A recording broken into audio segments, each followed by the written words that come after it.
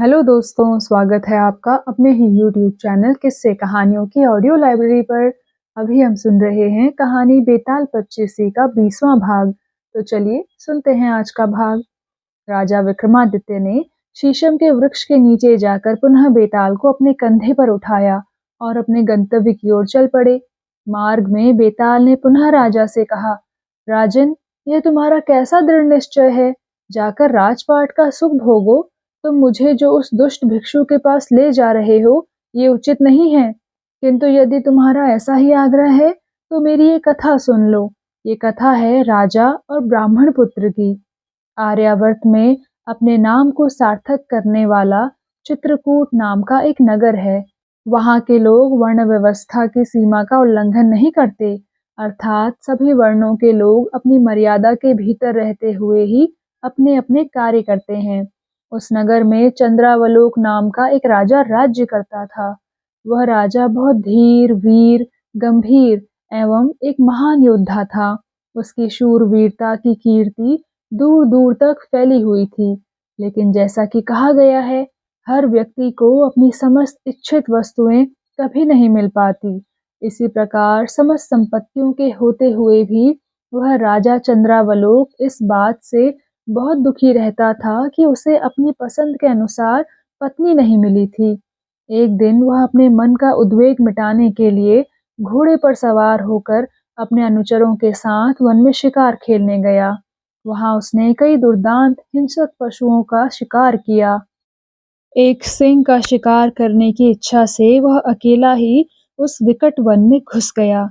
वहां उसने एक हृष्ट-पुष्ट एवं कद्दावर सिंह को देखा तो लगा जैसे उसको उसका लक्ष्य मिल ही गया हो। उसने सिंह की ओर कई अचूक तीर छोड़े। उनमें से एक तीर सिंह को जा लगा और वह घबराकर घने जंगल की ओर भाग गया। राजा ने भी अपने घोड़े की एड़ लगाई ताकि वह जल्दी से उस सिंह के पास पहुंचकर उसका वध कर सके, किंतु एड़ कुछ ज्यादा ही लग गई।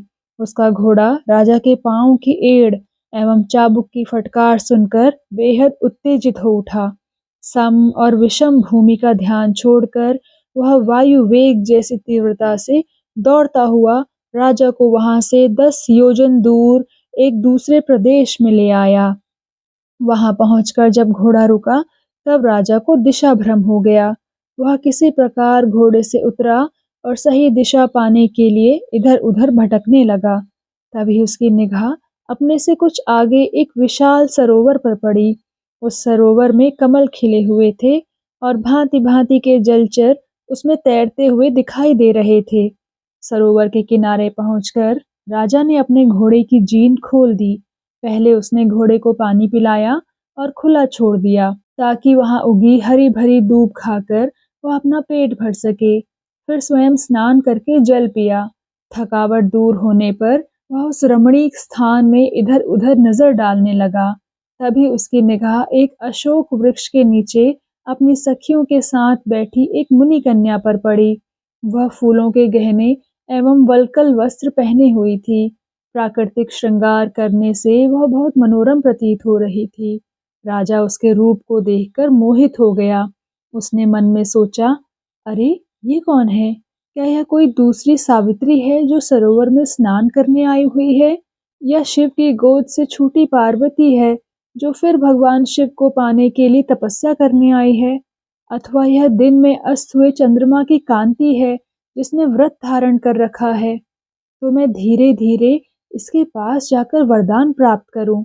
ऐसा सोचकर वह राजा उस कन्या के पास पहुंचा। उस कन्या ने भी जब राजा को अपने निकट आते देखा तो उसकी आंखों में चमक आ गई। फूलों की माला गूंथते उसके हाथ सहसा ही रुक गए। वह सोचने लगी, ऐसे विकट वन में आने वाला यह पुरुष कौन है? कोई विद्याधर है या कोई सिद्ध? इसका रूप तो मेरी आंखों को चकाचौंध किए दे रहा है।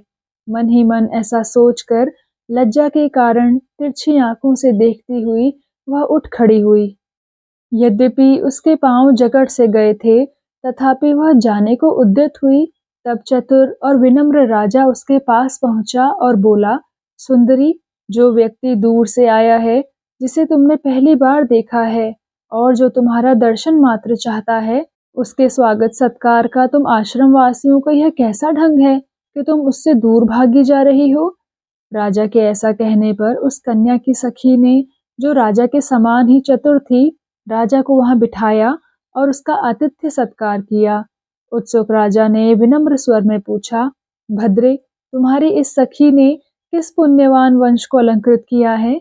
इसके नाम के वे कौन से अक्षर हैं जो कानों में अमृत उड़ेलते हैं और इस निर्जन वन में पुष्प के समान कोमल अपने शरीर को तपस्वियों जैसी चर्या से क्यों कष्ट दे रही है?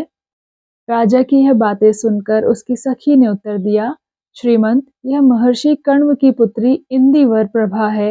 यह आश्रम में ही पाली पोसी गई है। इसकी माता स्वर्ग की अप्सरा मेनका है। पिता की आज्ञा से यह इस सरोवर पर स्नान करने के लिए आई है। इसके पिता का आश्रम यहाँ से अधिक दूर नहीं है। राजा यह बातें सुनकर बहुत प्रसन्न हुआ और घोड़े पर सवार होकर उस कन्या का हाथ मांगने के लिए कण्व ऋषि के आश्रम में पहुंचा। वहां पहुंचकर राजा ने मुनि के चरणों की वंदना की। मुनि ने भी उसका यथोचित स्वागत सत्कार किया, उसे विश्राम करने के लिए उचित स्थान दिया। जब राजा विश्राम कर चुका तो मुनि ने उससे कहा, वत्स चंद्रावलोक, तुम मेरी एक बात ध्यान पूर्वक सुनो। इस संसार में प्राणियों को मृत्यु से जैसा भय है, उसे तुम भली भांति जानते हो। फिर भी तुम अकारण ही इन बेचारे मृगों की हत्या क्यों करते हो? विधाता ने क्षत्रियों का निर्माण तो दुष्ट जनों से सज्जनों की रक्षा हेतु ही किया है। अतः तुम धर्म पूर्वक राज सुख का भोग करो। हे राजन, तुम स्वयं ही सोचो कि निर्बल निरीह पशुओं का वध करने से आखिर लाभ ही क्या है? हे राजा चंद्रावलोक, क्या तुमने राजा पांडु का वृत्तांत नहीं सुना, जिन्हें इसी शौक के कारण शापवश अपने प्राण त्यागने पड़े थे?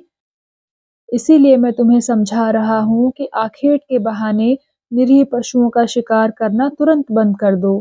मुनि के बार बार ऐसा समझाने का राजा के मन पर भारी प्रभाव पड़ा। उसने मुनि से कहा, हे मुनि श्रेष्ठ, आज से पहले किसी ने मुझे इस प्रकार समझाने की चेष्टा नहीं की थी, इसलिए अज्ञानवश मैं ऐसा करता रहा। किंतु मैं वचन देता हूँ कि आज के बाद फिर कभी शिकार करने का विचार मन में भी नहीं लाऊंगा। आज के बाद मेरी ओर से सभी वन्य प्राणी अभय हैं। यह सुनकर मुनि ने कहा, राजन, तुमने वन्य प्राणियों को अभय दान दिया, इससे मैं बहुत संतुष्ट हुआ हूँ। अतः तुम मुझसे कोई इच्छित वर मांगो। मुनि के ऐसा कहने पर समय को जानने वाले राजा चंद्रावलोक ने कहा, हे मुनिवर, यदि आप मुझ पर प्रसन्न हैं तो आप अपनी कन्या इंदिवर प्रभा को मुझे दे दें। राजा के इस प्रकार याचना करने पर मुनि ने अपनी वह कन्या राजा को दे दी, जिसका जन्म एक अप्सरा की कोख से हुआ था और जो सिर्फ राजा के ही योग्य थी। अनंतर उसके साथ विवाह करके राजा वहां से चलने को तैयार हुआ। आश्रम के समस्त मुनि कुमार आंखों में अश्रु लिए उन्हें आश्रम की सीमा तक पहुंचा आए। जब राजा ने मुनि कण्व और उनके शिष्यों से विदा ली, तब सूर्यास्त होने को ही था। मार्ग में चलते हुए उन्हें रात्रि हो गई, लेकिन राजा फिर भी चलता ही रहा। एक स्थान पर रुककर राजा ने मार्ग में एक पीपल का वृक्ष देखा। तब राजा ने सोचा कि रात्रि में वहीं विश्राम करना चाहिए। यही सोचकर वह वहीं घोड़े से उतर पड़ा। उस रात वह राजा वहां उस मुनि कन्या के साथ पुष्पशैया पर सोया। सुबह जब वह अपने नगर की ओर चलने को हुआ तो अचानक एक ब्रह्म राक्षस से उसका सामना हो गया। उस राक्षस का विकराल शरीर देखकर राजा की पत्नी, वह मुनि कन्या, सिहर उठी। वह राक्षस काजल के समान काला था और काल मेघ के समान प्रतीत होता था। उसने अंतड़ियों की माला पहन रखी थी। उस समय वह किसी मनुष्य का मांस खा रहा था और उसकी खोपड़ी का रक्त पी रहा था। क्रोध के कारण उसके मुख से अग्नि सी निकल रही थी। उसकी दाढ़ें बड़ी भयानक थी। प्रचंड अट्टहास करके राजा का तिरस्कार करते हुए वह बोला, अरे नीच, मैं ज्वालामुखी नाम का राक्षस हूँ। पीपल का वह वृक्ष मेरा निवास स्थान है। देवता भी इसकी अवमानना नहीं कर सकते। मैं रात को जब घूमने फिरने गया तभी तूने यहाँ रात बिताई। अब तू इस अभिनय का फल भोग। अरे दुराचारी, वासना से तेरी सुध बुध जाती रही है। मैं तेरा हृदय निकाल कर खाऊंगा और तेरा रुधिर पी जाऊंगा। राजा ने ब्रह्म राक्षस की बातें सुनी। ब्रह्म राक्षस बड़ा भयानक था। राजा ने महसूस किया कि उसे मार डालना किसी भी प्रकार संभव नहीं है। अतः उसने विनय पूर्वक कहा, अनजाने में मुझसे जो अपराध हुआ है, आप उसे क्षमा कर दें। मैं आपके आश्रय में आया हुआ अतिथि हूँ, आपकी शरण में हूँ।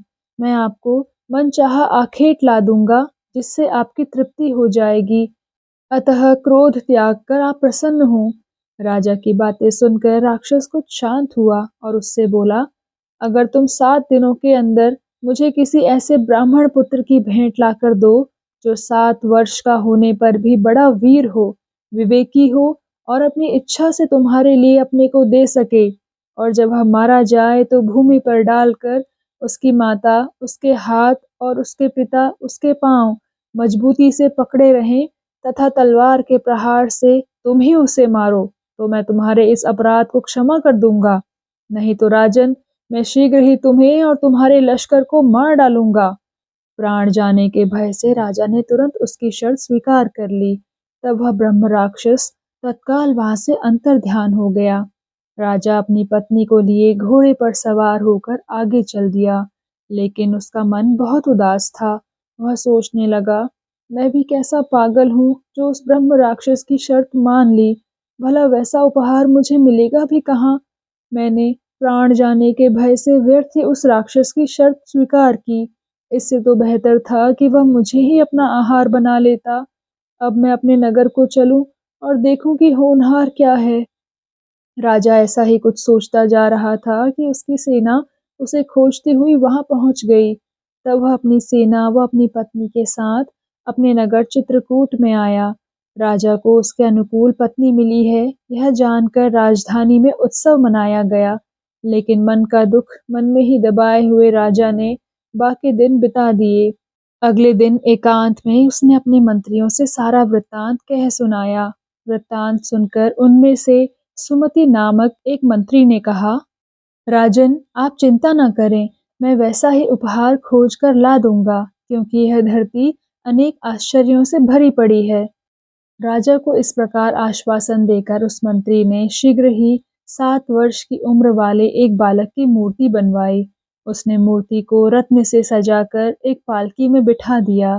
फिर वह पालकी इस घोषणा के साथ अनेक नगरों, गांवों में जहां तहां घुमाई गई, 7 वर्ष का एक ब्राह्मण पुत्र, जो समस्त प्राणियों के कल्याण के लिए अपनी इच्छा से अपना शरीर एक ब्रह्म राक्षस को सौंपेगा, और इस कार्य में वह न केवल अपने माता पिता की अनुमति ही लेगा, बल्कि जब वह मारा जाएगा तब स्वयं उसके माता पिता उसके हाथ पैर पकड़े रहेंगे। अपने माता पिता की भलाई चाहने वाले ऐसे बालक को राजा 100 गांवों के साथ यह सोने और रत्नों से जड़ी मूर्ति भी दे देंगे। इस प्रकार जब बालक की वह मूर्ति घुमाई जा रही थी, तब एक ब्राह्मण पुत्र ने यह घोषणा सुनी। वह बालक बड़ा वीर और अद्भुत आकृति वाला था। पूर्व जन्म के अभ्यास से वह बचपन से ही सदा परोपकार में लगा रहता था।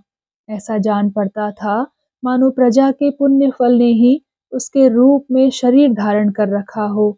ढिंडोरा पीटने वालों के पास जाकर उसने कहा, प्रजा के हित में मैं अपने को अर्पित करूंगा।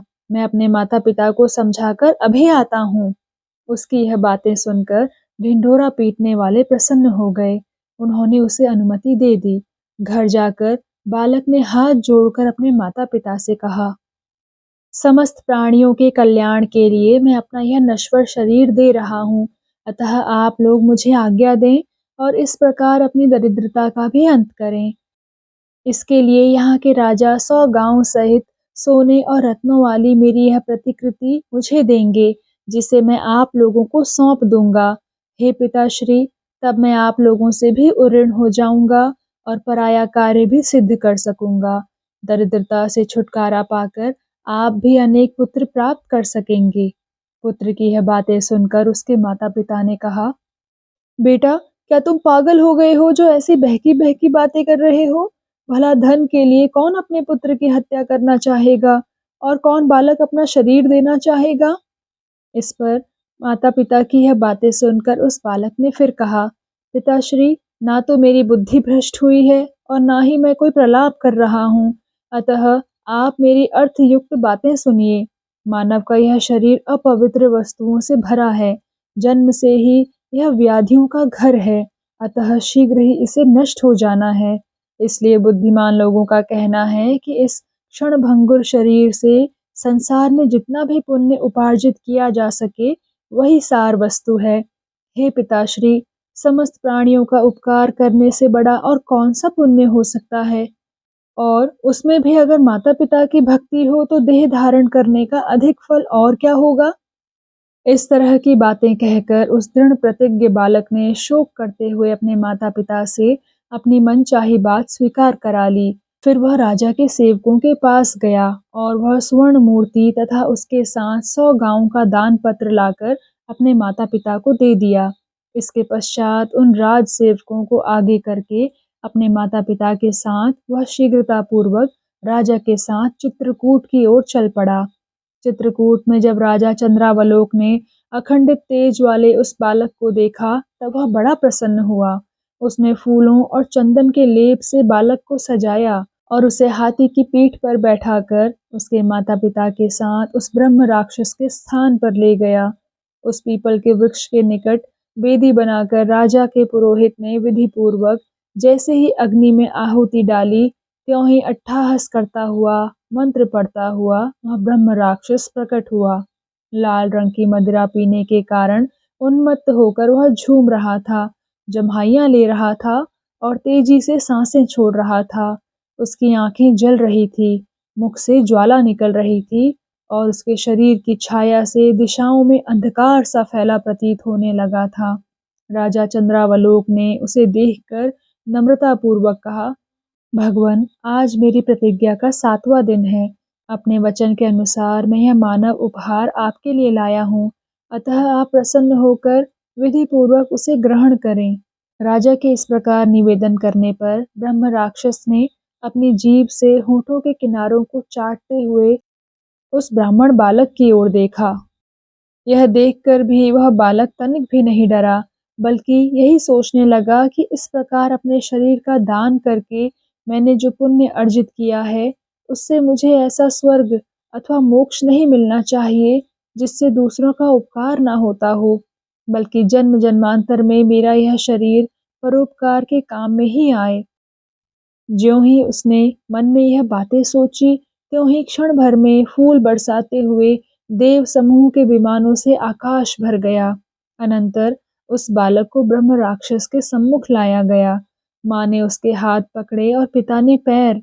इसके बाद ज्यों ही राजा तलवार उठाकर उसे मारने चला, त्यों ही उस बालक ने ऐसा अट्टहास किया कि ब्रह्म राक्षस सहित सब लोग विस्मय में पड़ गए।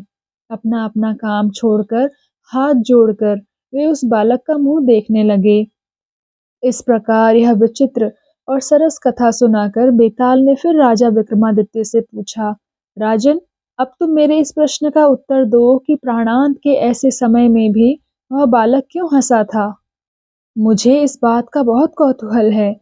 जानते हुए भी यदि तुम इसका कारण नहीं बताओगे, तो तुम्हारा सिर अनेक टुकड़ों में खंड खंड होकर बिखर जाएगा।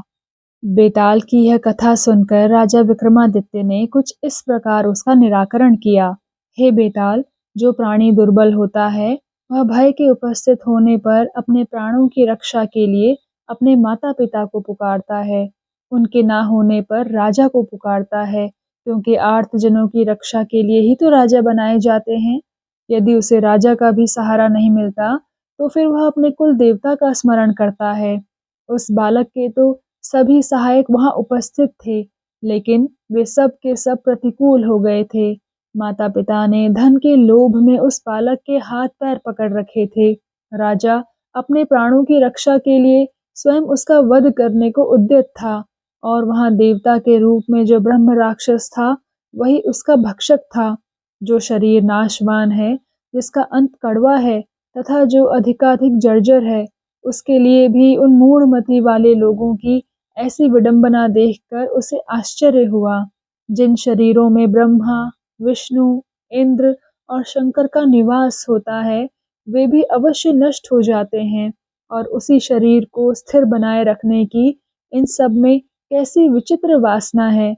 वह बालक उन लोगों की देह ममता की यह विचित्रता देखकर अचरज में पड़ गया और अपनी अभिलाषा को पूर्ण जानकर प्रसन्न हुआ, और इसी आश्चर्य व प्रसन्नता में वह हंस पड़ा था।